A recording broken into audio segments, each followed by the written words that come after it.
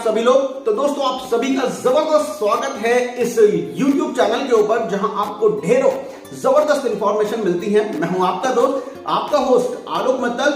दोस्तों आज आपके लिए लेकर आया हूं एक जबरदस्त इंफॉर्मेशन। तो कई बार क्या होता है दोस्तों कि हम किसी चीज का अर्थ जब गलत निकाल लेते हैं तो उसका अनर्थ हो जाता है, और जब अनर्थ हो जाता है तो जीवन में बहुत सारी परेशानियां और दिक्कतें आने लगती हैं, क्योंकि सही अर्थ हमको पता ही नहीं होता है। क्या ऐसा कभी आपके साथ भी हुआ है? क्या कोई मिसअंडरस्टैंडिंग आपको भी कभी हो गई है सामने वाले को समझने में? अगर हाँ तो दोस्तों ये वीडियो है केवल आपके लिए। इस वीडियो को एंड तक देखिएगा, पूरा देखिएगा। आज बहुत ज्यादा वेकअप कॉल्स आपको इस वीडियो के अंदर मिलने वाली हैं, माइंड ब्लाउन होने वाला है, बहुत सारी जबरदस्त इंफॉर्मेशन आपको मिलेगी। तो दोस्तों आज आपके लिए लेकर आया हूं रामचरितमानस की एक जबरदस्त चौपाई, जिसका समय समय पर कई बार व्याख्यान हुआ है, लेकिन हम लोग कई बार उसका गलत अर्थ निकाल लेते हैं, और गलत अर्थ निकालने के कारण बहुत सारी भ्रांतियां, बहुत सारी त्रुटियां उत्पन्न हो जाती हैं हमारे मन में। जी हाँ, वो चौपाई है दोस्तों सुंदरकांड में। एक चौपाई आती है जब भगवान श्री राम समुद्र के पास जाते हैं, और समुद्र से वो 3 दिन से कह रहे हैं मुझे रास्ता दे दो, मुझे रास्ता दे दो, मुझे रास्ता दे दो। समुद्र जब रास्ता नहीं दे रहा, पूजा पाठ हो गई, सब अनुनय विनय हो गई, लेकिन समुद्र मान नहीं रहा। तो गुस्सा आता है प्रभु श्री राम को। वो अपने धनुष पर अपना बाण चढ़ाते हैं और कहते हैं आज मैं इस समुद्र को सुखा दूंगा। तो जब वो ऐसा कहते हैं दोस्तों, तो वहां एक लाइन, एक चौपाई समुद्र ने बोली है, और वो कहते हैं कि ढोल गंवार शूद्र पशु नारी ये सब ताड़न के अधिकारी। तो जब हम ये चौपाई पढ़ते हैं तो बहुत सारे लोगों के मन में सवाल आता है कि भाई हमारे शास्त्रों में तो इस प्रकार से लिखा हुआ है कि जो ढोल व्यक्ति है, जो गंवार है, जो पशु है, जो नारी है, वो सब ताड़ना के अधिकारी हैं। ताड़ना मतलब उनको हमें मारना चाहिए, ऐसा हमारे मन में विचार आ जाता है। लेकिन दोस्तों जरा आप ध्यान से समझें, सोचें, जिस देश के अंदर ये लिखा हो कि यत्र नार्यस्तु पूज्यन्ते रमन्ते तत्र देवता, कि जिस जगह पर नारी की पूजा की जाती है वहां देवताओं का वास होता है, वहां गोस्वामी तुलसीदास जी ये कैसे लिख सकते हैं नारी को मारते रहो, नारी तो ताड़ना का अधिकारी है? ऐसा वो कभी नहीं लिख सकते दोस्तों। उस समाज में, उस देश में जहां वीर रानी लक्ष्मीबाई जैसी महिलाओं ने जन्म लिया है, जिन्होंने अंग्रेजों की टुकड़ियों के दांत खट्टे कर दिए, जहां द्रौपदी जैसी स्त्री हुई है, जहां सीता जी जैसी स्त्री हुई है, जहां एनी बेसेंट जैसी स्त्री हुई है दोस्तों, जहां श्रीमती इंदिरा गांधी जैसी स्त्री हुई है, वहां ये कैसे कहा जा सकता है जब माता अहिल्याबाई जैसी स्त्री हुई है, जिन्होंने एक ही स्त्री ने पूरे समाज की काया पलट कर दी दोस्तों? क्या उस समाज में ऐसा लिखा जा सकता है कि एक नारी ताड़ना का अधिकारी है? तो हम इसके मीनिंग को थोड़ा सा समझ नहीं पाते, समझ ना पाने के कारण हम इसमें त्रुटि कर जाते हैं। तो एक बात समझे दोस्तों, इस बात को समझने के लिए हमें जाना पड़ेगा हिंदी व्याकरण की तरफ। तो हिंदी व्याकरण में जब आप जाते हैं तो भाषा को और सुंदर करने के लिए, जिस प्रकार अपने को और सुंदर दिखाने के लिए हम आभूषण धारण कर लेते हैं, घड़ी पहन लेते हैं, चैन पहन लेते हैं, अंगूठी पहन लेते हैं, हार पहन लेते हैं, जब इस तरह की चीजें हम पहन लेते हैं तो भाषा को सुंदर दिखाने के लिए हम कुछ शब्दों का इस्तेमाल करते हैं जिनको बोलते हैं अलंकार। उन्हीं अलंकार में से एक अलंकार होता है दोस्तों श्लेष अलंकार।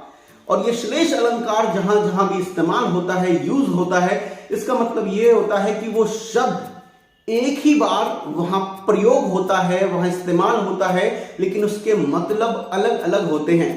जैसे कि आपने सुना होगा कि कनक कनकते 100 गुनी मादकता अधिकाय। कनक कनकते 100 गुनी मादकता अधिकाय, वा खाए बोराए जग या पाए बोराए। तो इसमें 2 कनक इस्तेमाल हुए, 2 कनक यूज हुए हैं।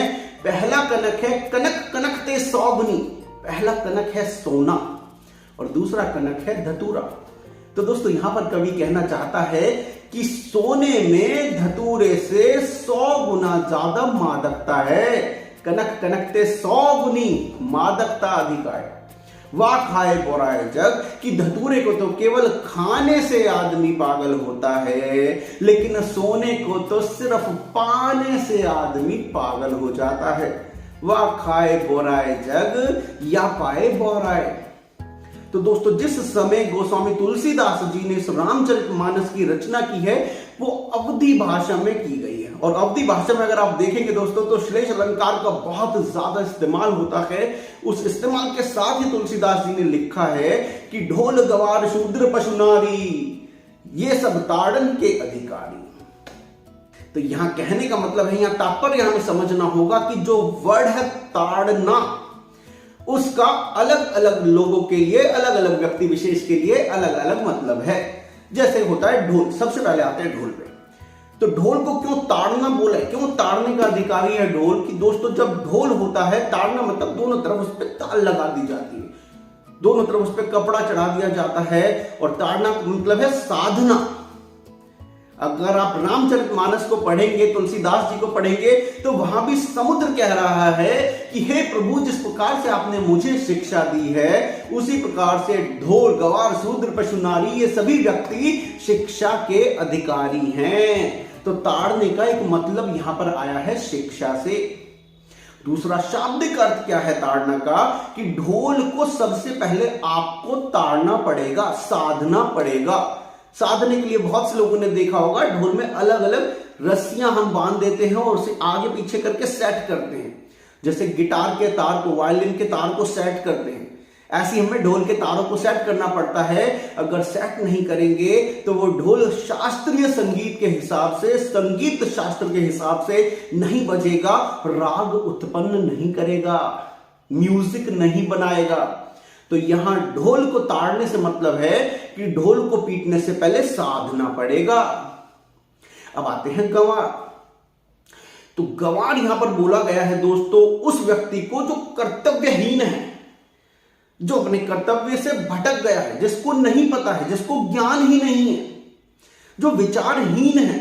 वो व्यक्ति कोई भी हो सकता है, वो ब्राह्मण भी हो सकता है, क्षत्रिय भी हो सकता है, वैश्य भी हो सकता है, शूद्र भी हो सकता है, किसी भी जाति का हो सकता है, किसी भी धर्म का हो सकता है, किसी भी लिंग का हो सकता है।